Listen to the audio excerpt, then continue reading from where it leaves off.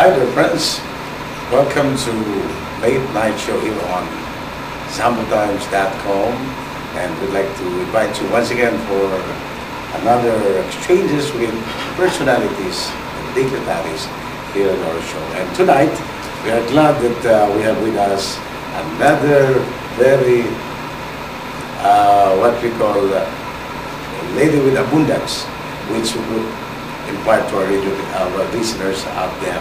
And we believe she could inspire us tonight. And I think it's about time to introduce, ladies and gentlemen, the lady who calls the shot in the quest and fight against torture, against injustices, and human rights violations. And without much ado, I'd like to introduce, ladies and gentlemen, welcome to our show, our good friend, Madam Rita Hernandez.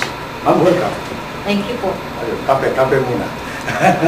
Ma'am, we are happy that you are here, and when you are around in this part of the region, something great gonna happen in Mindanao. Welcome back to Zamboanga. I know this has become your second home. Yes, sir. Actually, it is the MAG's or Medical Actions Group's privilege to be back and conduct a training for the doctors in armed area as well as in Zamboanga. Training again. Yes, of course. When will you stop doing this, ma'am? Until access to justice is achieved. Could see by the display of this T-shirt, advocacy T-shirt. We are not moving blind. Yeah. Well, going to the real McCoy,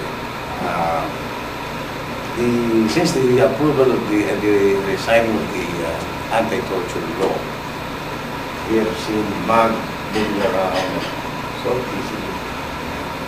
Up there in the north, here the south, and all the back here. Ma'am, tell me what's MAG doing now? How is MAG group? Thank you for that. I think we haven't stopped documenting cases of torture. It is still the work of MAG. Second, we also monitor the cases of torture in the Philippines, such that we do submit our documentation for filing of cases, or to submit the medical documentation for reporting. We also, as you can see now in the background, conduct training for the public health doctors, because we believe that public health doctors are in the front line and is the one who receives cases of torture. Unfortunately, these doctors, if they don't have the right, they don't do the right documentation, justice will not be served, and that piece of paper which has a good, the purpose, which is to provide evidence, will not matter anymore, and will not, and justice will not be achieved by those who seek it.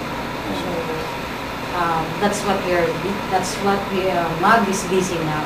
So you're targeting almost all sectors of the society? Not all naman, but we have our primaries on the health sector first, and then we think it's also important to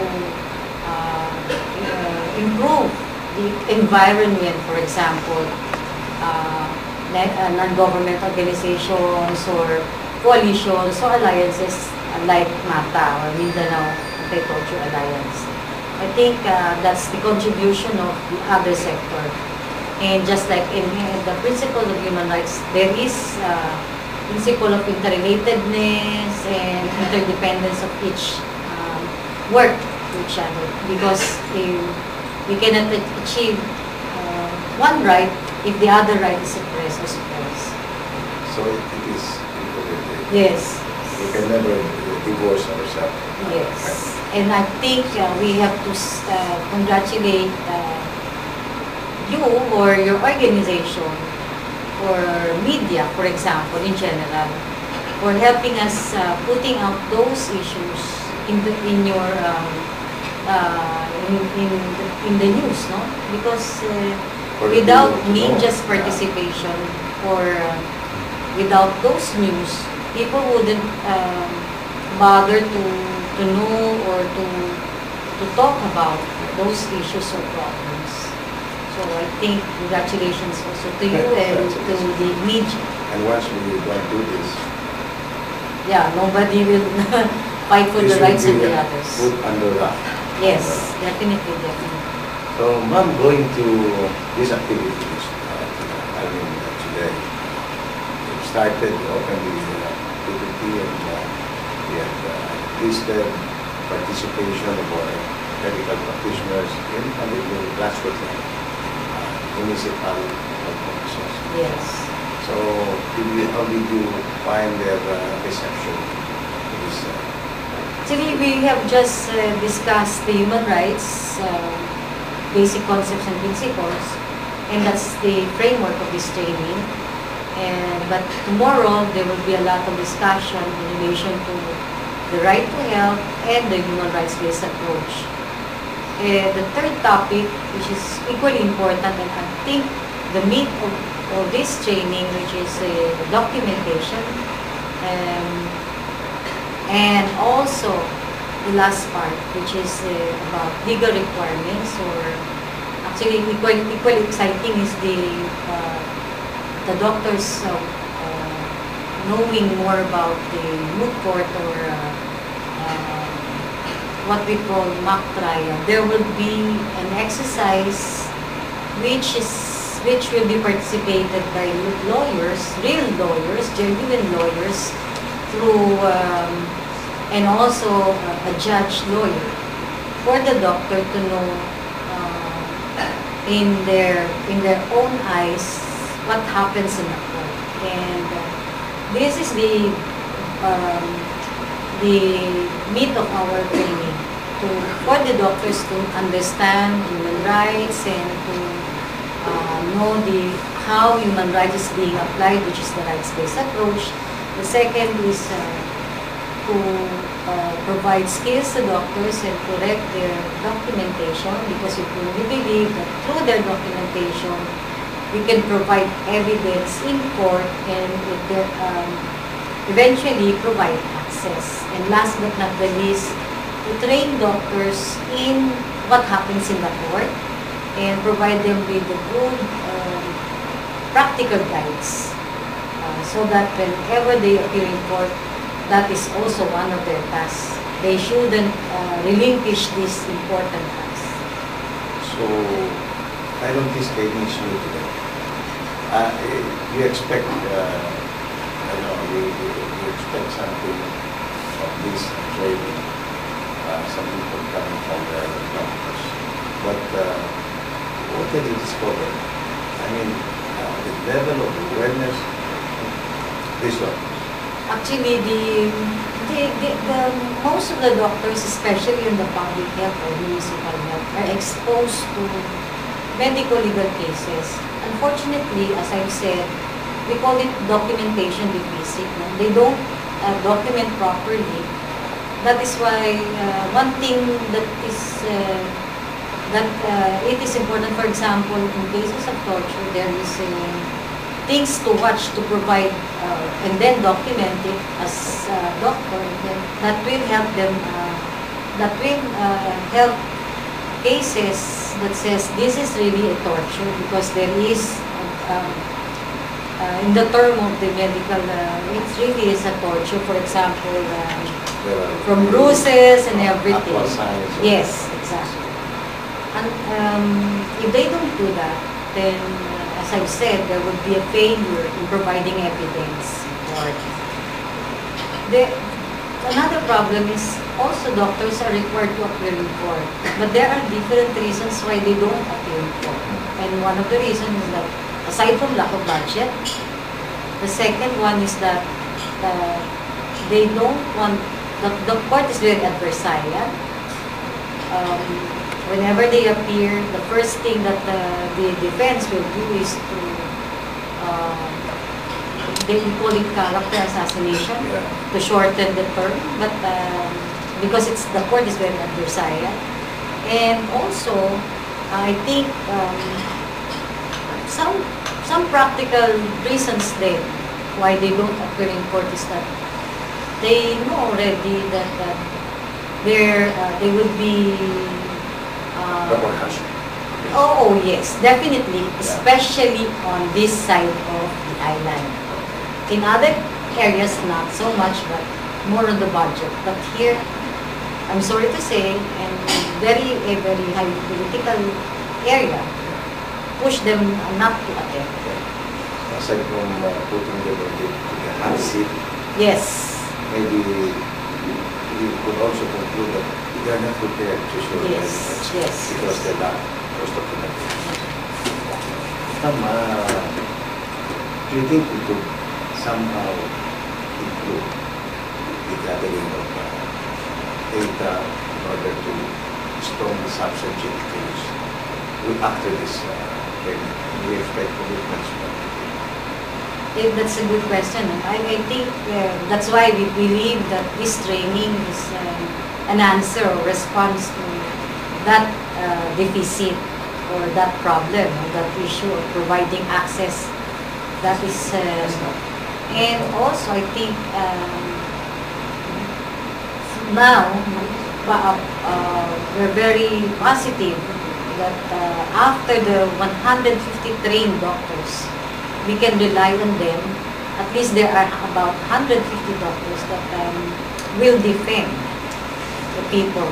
And although yes, there are 10% of the total municipal or public health doctors, but at least that's a good start, isn't it? At least gathering these doctors would also provide them with information. Because per experience, maybe they find it a surprise of their life. Sabi niya, bakit? Ganun pala yun. Diba? Because they've not done actual court hearings defending a torture. Yes. So, ito makikita nyo maiiba ito. Oh. Dahil sa na-train na natin. Kami po yung maasa at positibo na yung mga doktor na na-train dito ay gagamitin yung kanilang nalalaman. Hindi lang dahil sa nalaman nila yun, kundi nagagaling talaga sa kanilang personal na desisyon na sa pamamagitan ng tama nilang pagsasagawa ng dokumento, pagsasadokumento ng mga cases ng human rights violation. At pagtestigo sa korte ay isang hakbang na tungo sa pagkakamit ng justisya yung aming paniniwala. Naging marami kayong natulong dito sa mga ito Hernandez. Maybe not sino who are those people, personalities who are also helping us. As per organization po, makikita nyo ang Municipal Association of Municipal Health Officers. Sila yung aming ka-partner. Ang Commission on Human Rights po natin, sapagkat sa partnership ng tatlong yan, ang Medical Action Group, na siyang nag-iimplementa ng proyekto nito ng British Embassy. Dahil sa suporta po ng British Embassy, kaya siya nagkaroon ng training, no? Kaya nakapag-conduct ng training.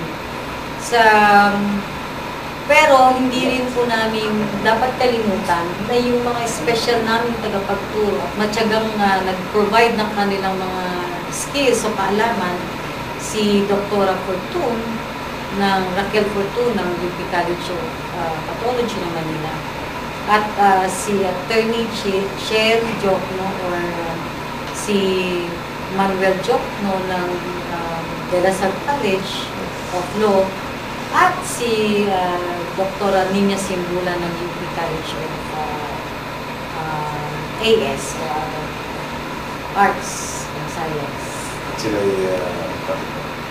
Sila po yung major namin mga speakers. Without them, I think kasi consistent dapat yung module o laman ng aming tinuturo para pare-pareho nang nalalaman yung mga mag-aaral. Yun po yung intention at nagbigay talaga sila ng panahon para lamang maibigay yung sapat na kalidad at panahon sa mga doktor. Bibigyan natin. Kung nabigyan na natin sila, mabibigyan natin sa loob ng araw itong mga inputs, itong mga kailangan nilang mga pala o sagdata upang gamitin sa actual na nangyayari. Hindi ba po Mahirap siya. Ng isang Actually, mahirap siya dahil yung magigaling na doktor na mga speaker na yon, plus yung pumunta ka sa mga lugar na wala kang kakilala. So yun yung nagpapahirap. Kaya sa aking mga kasamahan sa trabaho, patulad nila Alster, nila Dr. Ami, sila Rosal, na nagbigay ng panahon at pagsisikap para maipatupad lamang itong training na to ay isa ng dapat ipagpasalamat. Sabi ko nga, ito ay buwan din, no, na ginagawa. Hindi kami nagpapahinga para sa paghihikayat. Unfortunately, may mga instances din naman na may nasasabay sa mga trabaho ng mga doktor natin. Kaya kahit gusto nilang umattend, may mga pagkakataon na mauna yung mga priority nila katulad ng kanilang mga communities or trabaho din mismo nila na pinapatawag sila ng kanilang mga bossing, ang tawagin natin. Pero trabaho pa rin nila yan. Sayang lang. Dahil hindi naman madaling gagawin ng itong trabaho nito. So will this be the last yung doctors na kausapin nito? Dadalhin sa ganitong venue or patuloy itong... Actually, ang plano po dito, pagkatapos nito, may isa pa kaming batch. 5 batch po pala itong training na to. Unang batch na to ay ginawa para sa nakahulma po itong trabaho nito sa mga areas na medyo may pangangailangan siya. Dapat ganun yun eh. Kaya nga sinasabi namin, nagre-respond kami sa pangangailangan. So, doon sa norte, sinasabi namin kailangan, sabihin, dahil may dahilan para nandoon, no? Katulad ng hotspot siya, mataas ang human rights violation, para lang maayos. No? Kasi sa pananaw ng mga nasa human rights ay dapat tumulong ka, i-facilitate ang pagkakamit ng karapatang pantao. Bilang NGO, yun yung isa naming trabaho. So yung norte, nagbigay po kami niyan sa bahaging Pampanga. No? Dito sa gitnang sa Bisaya, isang part, no? Sa Iloilo.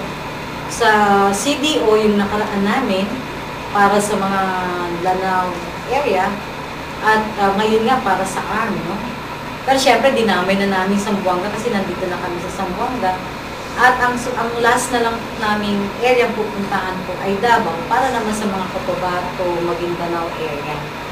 Imagine niyo naman yung mga lugar na napiling yun, na sana nga nabibigyang halaga din ng ating hiniimbita mga doktor na umattend. Pero palagi, hindi po kami nagkaroon ng problema sa ating mga public health doctors kasi interesado naman sila umattend at nagpapasalamat po kami.